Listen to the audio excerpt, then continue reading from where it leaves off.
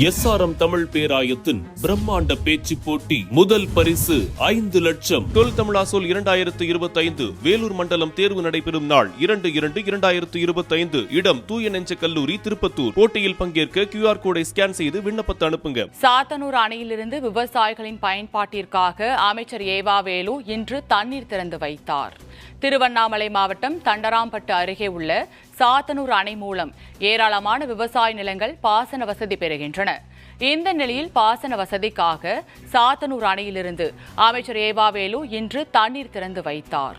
இதன் மூலம் திருவண்ணாமலை மாவட்டத்தில் 45,000 விவசாய நிலங்கள் மற்றும் திருக்கோவிலூர் பழைய ஆயக்கட்டு பகுதியில் உள்ள 5,000 ஏக்கர் விவசாய நிலங்கள் பயனடையும்.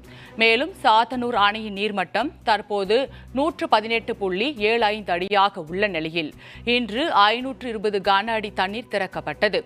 இன்று திறக்கப்பட்ட தண்ணீர் தொடர்ச்சியாக 110 நாட்கள் திறந்துவிடப்படுகிறது.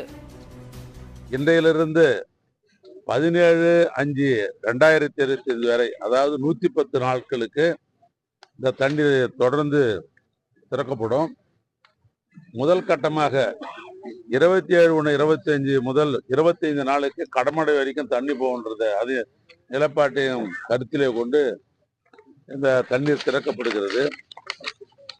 இதில் குறிப்பாக சொல்ல வேண்டும் என்று சொன்னால், திருவண்ணாமலை மாவட்டத்தில் 46 கிராமங்களும், கள்ளக்குறிச்சி மாவட்டத்தில் 58 கிராமங்களும், நம்முடைய விழுப்புரம் மாவட்டத்தில் குறிப்பாக திருக்கோவிலூர் பகுதியில் 15 கிராமங்களும் ஆக 119 கிராமங்கள் நேரடியாக இந்த தண்ணீர் மூலமாக விவசாயினுடைய பயன்பாட்டுக்கு வருகிறது.